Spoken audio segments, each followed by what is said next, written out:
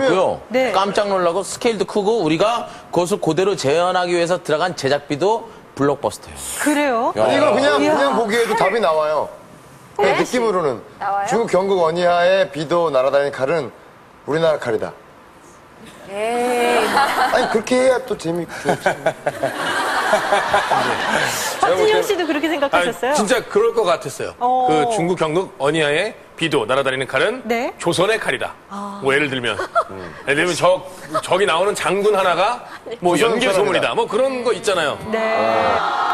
칼을 마음대로 다니나? 칼이 아니라 사람인 거야. 아, 그러니까 비도라고 불리는 사람이 있는 거예요? 비도라고 불리는 무사가 있는 거죠. 나가서 죽여라 그러면 확 나가서 죽이고. 그러니까 비도가 칼이 아니라 이거는 비유법이지 칼이 아니라 날아다니는 무사한 거예요. 아니면 예.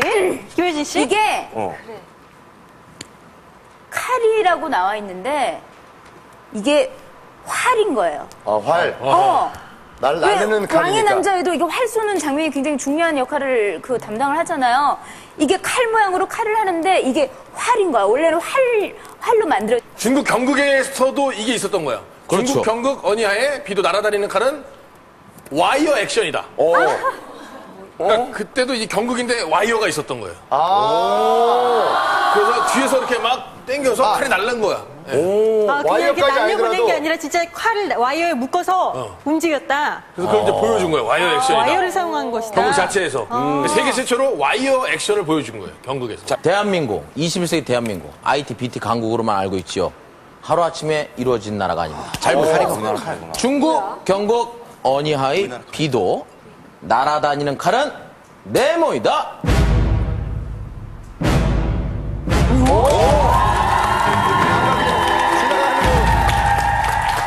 중국 경극 언니하의 비도 날아다니는 칼은 연개 소문이다.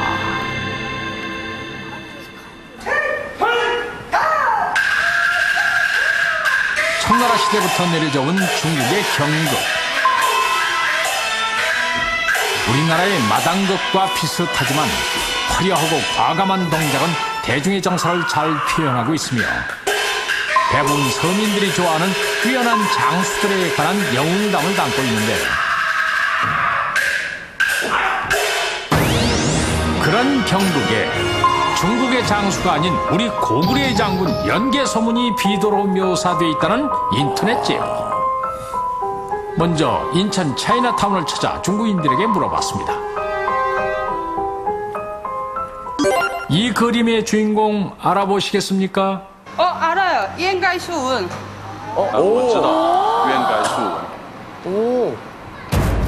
아하, 이게 웬일입니까? 우리가 알고 있던 모습과 전혀 다른 사진을 보고도 연개 소문을 알아보고 있었습니다.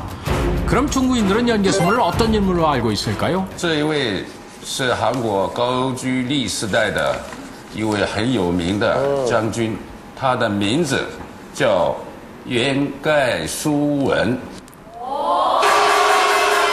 그렇습니다.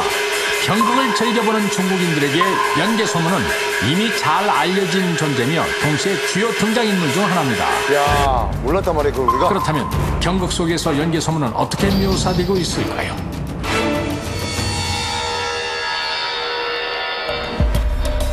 스펀지 팀은 영화 왕의 남자에서 경극을 담당했던 전문가에게 의뢰해 중국의 경극 속에 등장하는 고구려 장수 연개 소문을 그대로 재현해 보았습니다. 영화를 보신 분들은 아실 거예요. 왕의 남자 안에 먼저 나왔던 중국 경극 속의 고구려 배우들. 장군 연개 소문의 모습을 살펴보면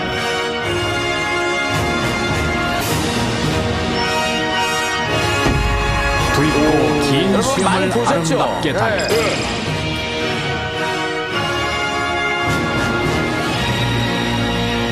관과 복식은 금으로 장식했으며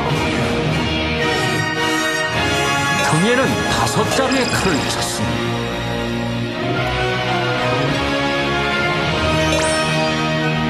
주위 사람들이 감히 쳐다보지 못하였다라고 그 위용을 묘사하고 있습니다. 자, 그러면 당시 어떤 일이 있었는지 재현해 보겠습니다. 개봉박두. 때는 645년 고구려 보자왕 4년. 당시 당나라의 명을 거역하고 대중을 향한 계속적인 팽창 정책을 고수하던 고구려를 괘씸하게 여긴 당태종은 고구려 정보를 천명하고 나서게 되는데 国王领兵出朝门，火海征东把贼平。元帅徐训阴阳转，神机妙算鬼神经。 그리하여 당태종은 664년 11월 17만 대군을 이끌고 고구려를 침공하게 되고 이에 고구려군은 거대 당나라군에 당당히 맞서 용감하게 싸워보지만은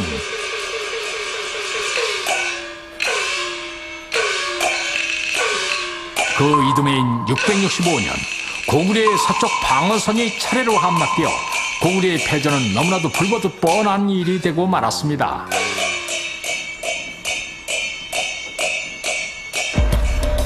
그렇게 파죽지세로 고구려를 밀고 내려오던 당태종은 결국 안시성에 이르게 되는데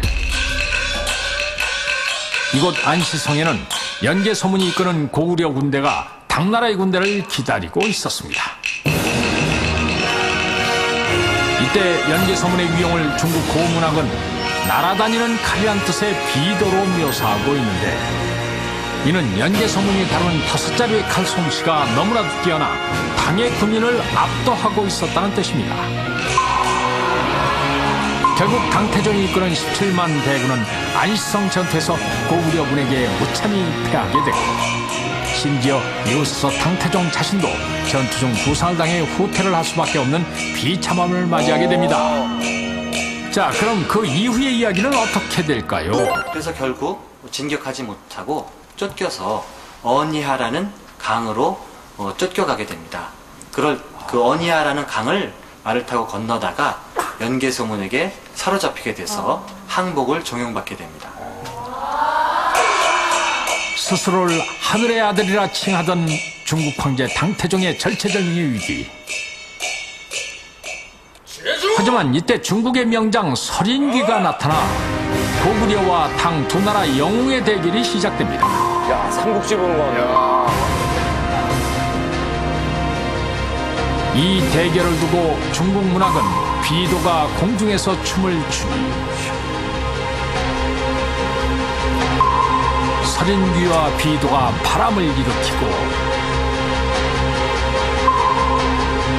공중에서 두 보배가 대적하니 두 장수 모두 신통을 비긴다라고 묘사하고 있습니다. 하지만 두 영웅의 대결은 당나라 장수인 설인귀의 승리로 끝이 나게 되고 위기의 당태종은 목숨을 구하게 돼서 당나라로 돌아가게 된다는 내용입니다. 그렇다면 중국 고문학 속에서의 연개소문은 어떤 위치입니까? 중국 대중문학 속에 특히나 소설과 희곡 속에는 연개소문의 그 위용이 잘 남아 있습니다. 줄거리를 하나 살펴본다면 천계산이라는 곳에 이르러서 동굴을 발견하게 되는데 그 동굴 속을 탐험해 보니까 청룡이 갇혀 있었다고 합니다. 사람들이 그 청룡을 풀어주자 청룡이 동굴을 빠져나와서 고구려로 건너가 연개소문의 몸에 들어가서 그 연개소문의 힘을 도와주었다고 합니다. 그래서 연개소문이 당태종을 계속 괴롭혔다고 하는 줄거리가 나옵니다. 그렇습니다. 중국에서까지 떨쳤던 연개소문의 그 뛰어난 용맹은